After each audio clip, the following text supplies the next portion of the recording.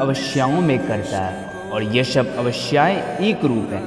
ये ब्रह्म, परमात्मा तथा भगवान के रूप में व्यक्त की जाती है। ईश्वर ब्रह्मा कृष्णा सच्चिदानंद विग्रह अनादिराद्र के विंदा सर्व कारण कारणम। ऐसे अनेक पुरुष हैं जो भगवान के गुणों से युक्त हैं, किंतु कृष्ण परम है क्योंकि उनसे बढ़कर कोई नहीं। वे परम पुरुष हैं और उनका शरीर सच्चिदानंदमय।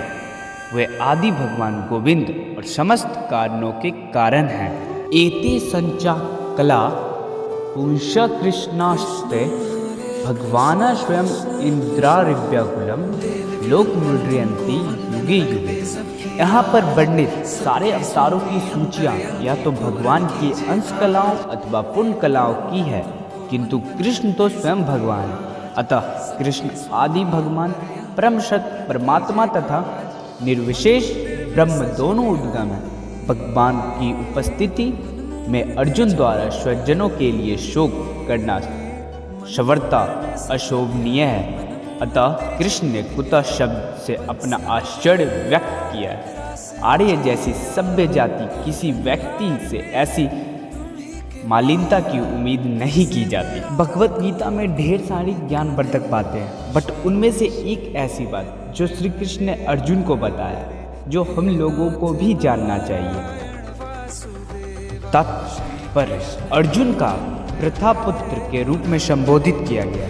प्रथा कृष्ण के पिता वासुदेव की बहन थी, अतः कृष्ण के साथ अर्जुन का रक्त संबंध था। यदि, यहाँ से गौर कीजिएगा, यदि क्षत्रिय पुत्र लड़ने से मना करता है तो वह नाम का क्षत्रिय है, और यदि ब्राह्मण पुत्र पवित्र कार्य करता है तो वह नाम का ब्राह्मण है। ऐसे क्षत्रिय तथा ब्राह्मण अपने पिता के अयोग्य पुत्र होते हैं। अतः कृष्ण यह नहीं चाहते थे कि अर्जुन अयोग्य क्षत्रिय पुत्र कहलाए। अर्जुन कृष्ण का घनिष्ठतम मित्र था और कृष्ण प्रत्यक्ष रूप से उसके रथ का संचालन कर रहे थे, किंतु इन सब गुणों के होते हुए भी यदि अर्जुन युद्ध भूमि को छोड़ता है तो वह अत्यंत निंदनीय कार्य करेगा।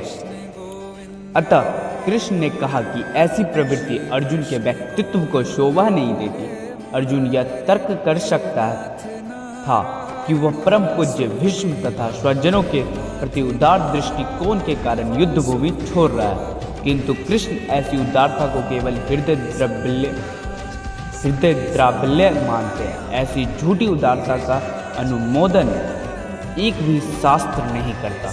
अतः अर्जुन जैसे व्यक्ति को कृष्ण के प्रत्यक्ष निर्देशन में ऐसी उदारता था तथा कथित अहिंसा का परित्याग कर देना चाहिए। इसलिए कहते हैं जिसका जो कर्म है उसे अपना कर्म करते रहना चाहिए। जैसे इस देह में देही जीवात्मा की कुमार, युवा और वृद्धावस्था होती है, वैसे ही उसको अन्य शरीर की प्राप्ति होती है। धीर पुरुष इसमें मोहित नहीं होता।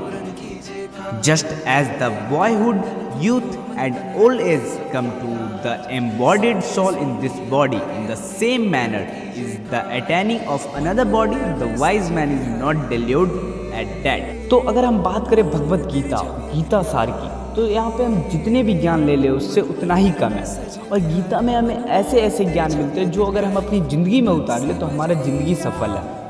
तो यहीं पे मैं अपनी वाणी को विराम देता हूँ। और अगर आपको और भी भगवत गीता पे इंटरेस्टिंग वीडियो चाहिए तो प्लीज़ कमेंट डाउन।